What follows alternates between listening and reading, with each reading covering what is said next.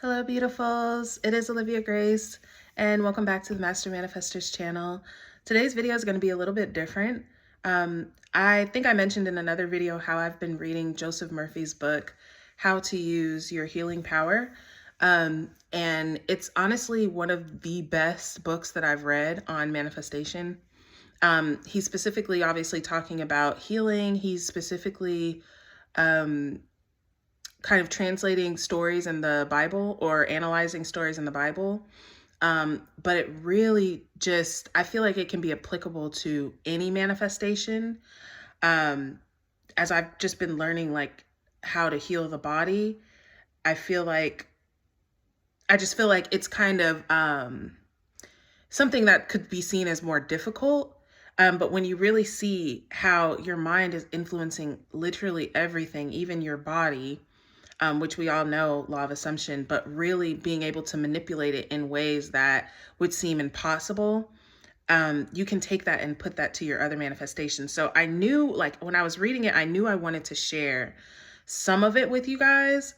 There's 2 chapters that I want to share with you guys. I'm going to be reading chapter 11 today, The Impossible Made Possible. There's another chapter that I will make a separate video for, but if you guys want, I can read the whole book for you guys. I don't, like, obviously I'm going to be on camera because I'm not quite sure how to make those videos where you're not like looking, like where they just have like nature sounds or something like that. I mean, I don't know, I could figure it out, but this is just easier for now. So anyways, yeah, let's just get into it. Also, guys, I'm still doing donation based coaching. So I'll have the links in the description for that if you want to schedule a session with me. But other than that, let's just get into this, and I'm just going to read it. I don't think I'm even going to need to discuss it because it's very straightforward. So, okay. Chapter 11, The Impossible Made Possible. I shall give the highlights of the wonderful healing technique in the raising of Lazarus mentioned in chapter 11 of John. For a complete, detailed interpretation of this wonderful chapter, I recommend my book, Peace Within Yourself, which is an interpretation chapter by chapter of the book of John. Lazarus represents any dead state, the desire, plan, enterprise, or goal which is frozen within and has not been made alive and resurrected in your world of experience. It may also represent your desire for health, which has failed to materialize. Jesus at the grave of Lazarus represents you and your awareness of the power which can resurrect your ideal, which had been covered with the grave clothes of fear, doubt, and anxiety for a long time, and has been suppressed in the tomb of the subconscious. Jesus said, "Take away the stone. The stone of superstition, fear, and ignorance must be removed." Martha, representing the worldly viewpoint, says to you, "By this time he stinketh, for he hath been dead for 4 days." 4 represents the completed state, the termination, the manifestation. According to sense evidence, the situation seems already absolutely hopeless, or the condition may seem incurable. Regardless of what the external circumstances, even though the whole world would deny what you pray for, if thou wouldest believe, thou shouldest see the glory of God. In other words, if you will turn away from sense evidence and go within and contemplate the reality of what you pray for and sing the song of triumph, you will see the glory of God. You will see the answer to your prayer. To believe is to live in the state of being or having what you pray for. Your thought is your belief, and whatever you think, you become. Live with the thought and reality of the answered prayer, and there will be an atomic and molecular change in the diseased body to conform to the new and mental patterns. The stone is lifted as you positively refuse to give power to sickness, disease, or fear, and you give all power to God. The stone is removed and you are no longer weighted down with the burdens of the world. Your new mental attitude is the angel who rolls away the stone of fear and false belief.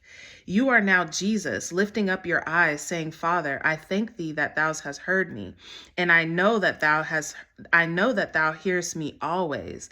He cried with a loud voice, "Lazarus, come forth."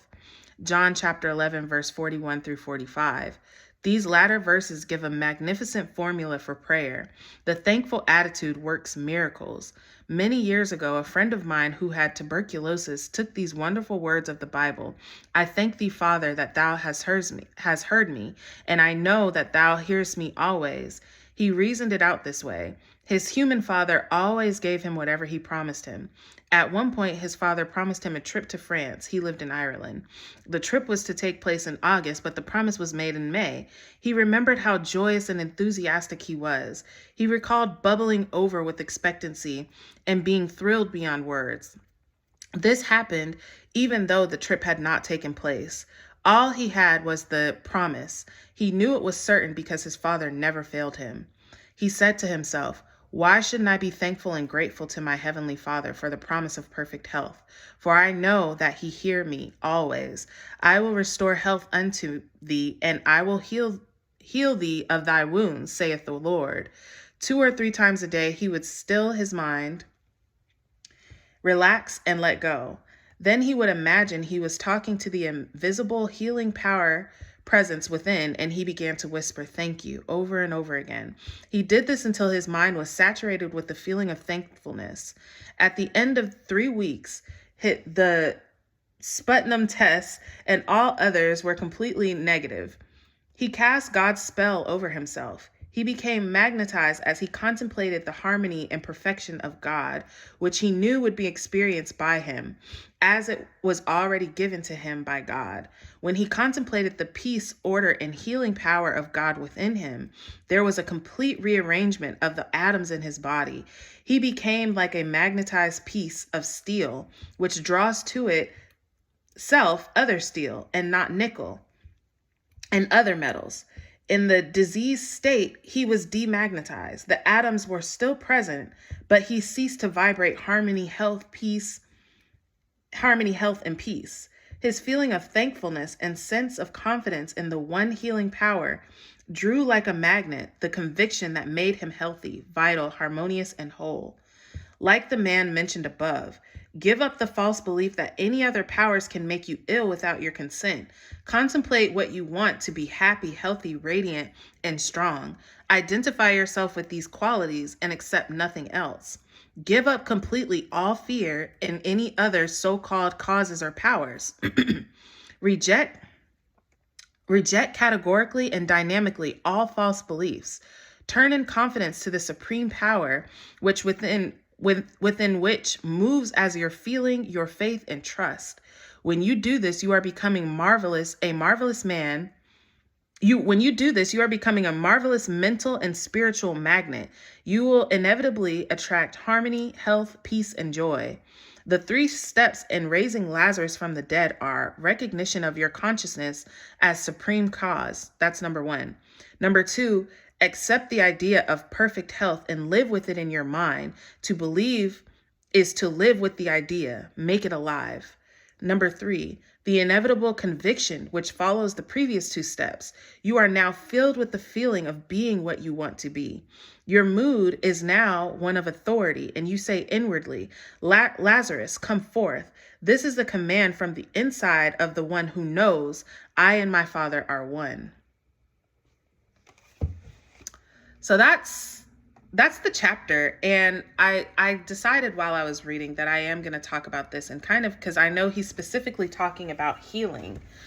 But let's just look at the 3 points, because this is something, like I said, you guys, you can use with any manifestation. You can use with whatever it is. What he taught, like he says, Lazarus is the representation of the desire that you've decided that you can't have. It's the desire that you've given up on, that it's hopeless. It's whatever, it's not going to happen. It doesn't look like it's going to happen for you anymore. Maybe something that you just gave up on, that you just don't even believe anymore. Right. But you're Jesus when you're knowing that your prayer to God, your heart and connection with God has the power to resurrect that idea. The woman, Martha, that says he's been dead 4 days. He stinks. It's nothing you can do about that now. Right. But that's the worldview. That's the people that are going to tell you it's never going to happen. Look how long it's been. You've been wanting this forever. That's that. right? But the angel, that's the mind of yours. That's, let me see what he said. Your new mental attitude is the angel who rolls away the stone of fear and false belief. Your new mental attitude, your decision to say, no, I'm going to persist in this still, is the angel that rolls away the stone. And then Jesus, which is God awakened in man, God awakened in you, says to Lazarus, come forth, and says, thank you, God. This is like, and it's so funny, you guys, because I made a video talking about this technique that came to me about being thankful to God. Well, this is what God told me to do. Be thankful, be literally immersed in gratitude for the fulfillment of your desire before you see it in your 3D, because you know that God has heard you.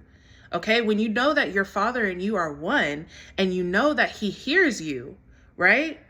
You're Jesus lifting up your eyes saying, Father, I thank thee, thou hast heard me. And I know that thou hearest me always. God is always listening to you, always hearing you. He's already knowing it before Lazarus gets up, right? He's already thanking God before Lazarus gets up. This is what you do with your desire, you guys. Okay.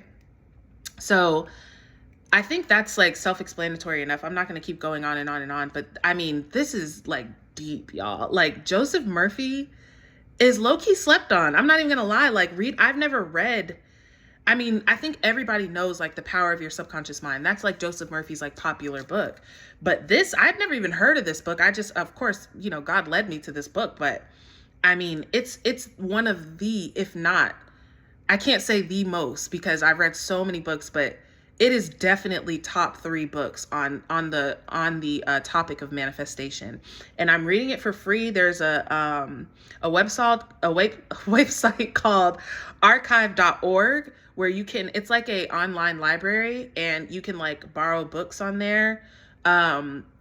You can borrow it for like an hour. I mean, for me, it would take me it would take me like 30 minutes to read like 3 pages, because I'm trying to really absorb everything that he's saying. It's so jam-packed with just depth. But anyways, I'm not going to keep going on and on.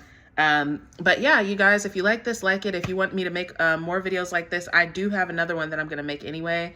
So yeah, but I just love you guys so much. And hope you guys have a wonderful day. I intend that this helps you and prospers you, and that you resurrect a desire that you have decided is dead for you. So I love you, and see you in the next one.